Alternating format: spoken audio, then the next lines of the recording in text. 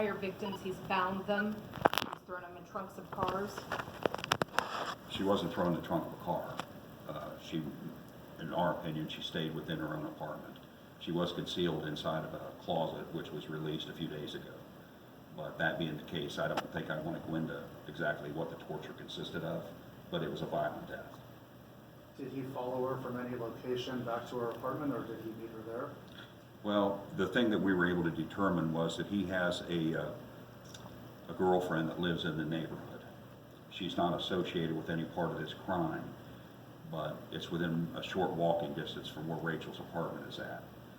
I don't know all the hows and whys in regards to this, but I think it's just a coincidence where that he ended up being at the same spot based upon his friend living close to there.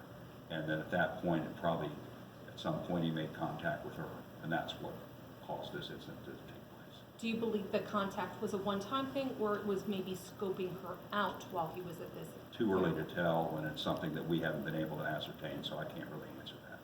Where was she last seen alive? She was last, I don't know the last part she was seen alive, but I know she was contacted late Sunday night, and her body was found then Monday afternoon. You mentioned, So we had a window, I'm sorry, I didn't mean to cut you off. We had a window for probably about an 8 to 10 hour window that we were looking at in regards to when we think this incident took place. I'm sorry, you mentioned DNA evidence. Was there rape involved here?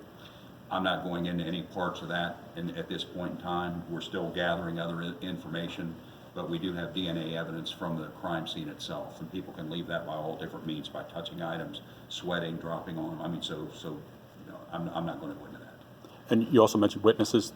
Are there people that saw him going into this residence, saw him with her, or anything like that you I can won't say? release that at this time, but we've had cooperation from the neighborhood.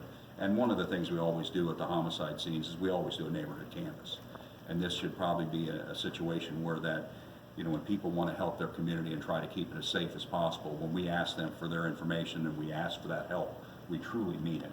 And in this case, we had very cooperative people, and I think that was one of the factors, not the only factor, but one of the factors that led to having a conclusion out of this